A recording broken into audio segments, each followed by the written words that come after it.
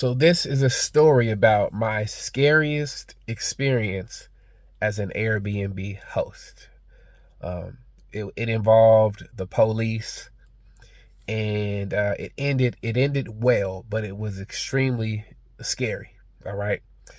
So I had this guest check in, and I don't always meet my guest, but sometimes I run into them because my Airbnb is in my backyard.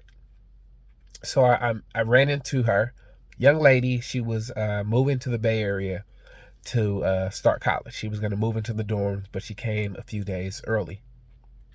So I happened to run into her, and I'm always, super cordial. I don't force conversations. I'm like, hey, nice to meet you. I'm your host. Let me know if you need anything.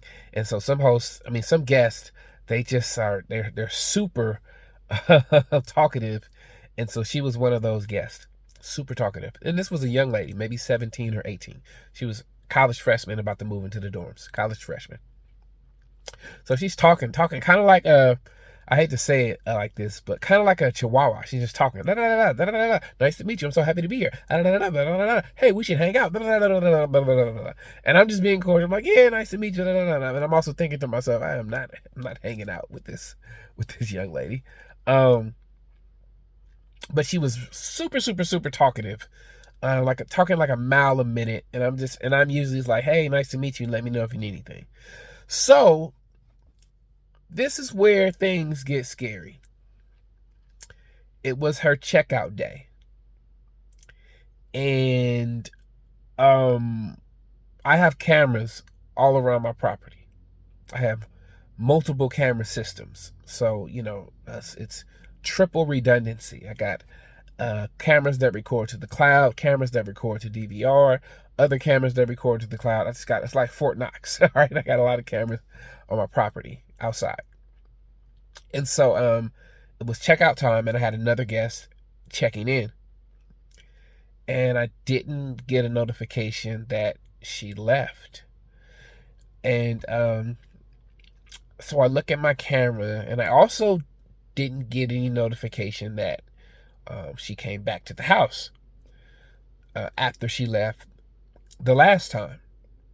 So, I'm like, wait a minute. Maybe my cameras are tripping, right? They didn't, you get a ping or some sort of notification whenever somebody's entering your property, entering or exiting. That's how I have my camera set up. So I didn't get that notification. And so I'm like, okay, I call. It's checkout time. I call, phone goes straight to voicemail. I text. I send a message on Airbnb. No response. And so I go knock on the door. No response. And then I open the door, and I see all of her luggage, all of her belongings. Everything is just sprawled out on the floor in the loft area by the bed, like her entire life. She is moving into college, everything, even her ID. So immediately my heart drops because I'm thinking, this young lady who's not from the Bay Area left my house, and she didn't return, and all of her belongings are still here. So me, as a black man, I should mention, I think she was like, I don't know if she was white or Latina or Native American. She was like brown, right? So me, as a black man, I'm like, oh my God, if something happens to this young lady, they're going to blame it on me. I'm laughing now. Because it ended okay. But I'm thinking, like, if something happens to her, they are going to blame me, the black man Airbnb host. So I immediately go to my DVR, and I download the video footage of her leaving my house, and I send it to some people, and I upload it to I just like, listen, this video is going to be available in the event that somebody tries to blame this on me, because I don't know where this young lady is. Okay? So then, and then I call the police, right? Actually, I didn't call the police just yet. I proceeded to get all of her stuff together, and I began to, I bagged up her stuff, put it in her luggage, and I brought it in my house, and then I just had to clean the space. I'm thinking to myself, she's eventually going to return, and I'm going to give her her belongings. But she never showed up. She never came back, never called, nothing. So the next day, I think it was the next day, I called the police, and I told them what was going on. And later that day, they came to my house to take a missing person report. I showed them her belongings. I had explained to the officers, I am the Airbnb host. I do not know this young lady. She checked in. She went out. She left the house. She left all her stuff. She was supposed to check out. I don't know where she is. She's not picking up the phone. So they take the report. Time goes on, and I'm still nervous as hell. Not only because, I'm not thinking about myself. I'm just like, where is this young lady? I am worried for her, about her. You know what I mean? Like, I hope she's okay. I forget when it happened, but I got a phone call, and it was her. She was in the hospital. She calls me from the hospital and says that she's okay.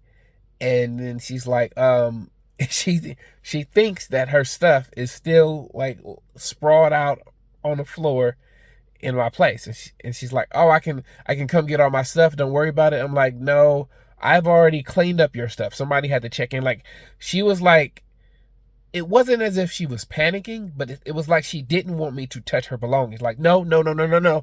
I'll come get it. Don't worry about it. You don't have to do anything. And I'm like, no, I had to clean the space because I had another guest checking in.